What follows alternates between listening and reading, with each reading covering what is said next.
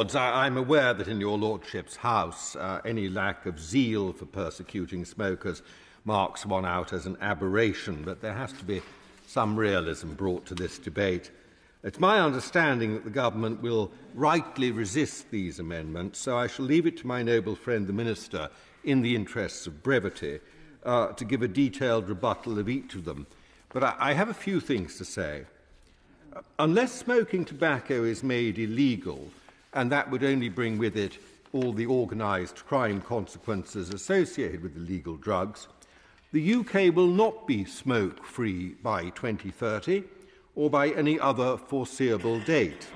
There is likely to be an irreducible demand for smoking, both amongst a small core of regular smokers and a wider population of people who enjoy the occasional cigarette. A sensible policy would recognise this and seek to accommodate it. There are, of course, widely understood risks to health associated with smoking, but as we have heard in this committee, so are there with fat, salt, sugar, and even fluoride. But despite all that, we have the constant efforts of well-funded zealots to bully and humiliate smokers and to place burdens in the path of businesses engaged in the manufacture and distribution of this lawful leisure product.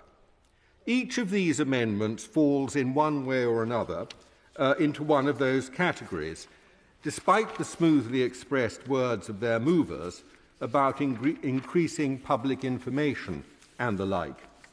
My Lords, the public is already better informed about the risks of smoking than about almost any other topic, and the UK is already highly regarded globally for its success in reducing the number of smokers.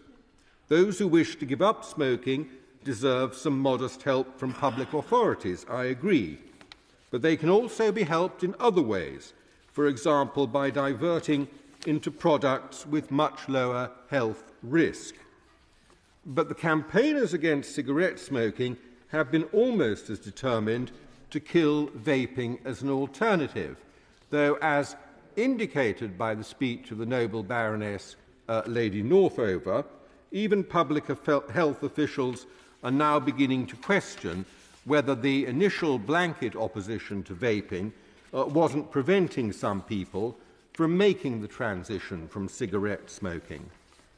A similar question is arising now as non-combustible tobacco products increasingly come on the market. These do contain tobacco, but it is not heated to the point of combustion, though they still deliver nicotine to the user. Most of the harmful effects of smoking come not from the nicotine as such, but from the smoke. Non-combustible tobacco products do not give rise to any smoke. The Government should be able to say and make clear in its tobacco control policy whether there should not be distinct regulations covering separately combustible and non-combustible tobacco products.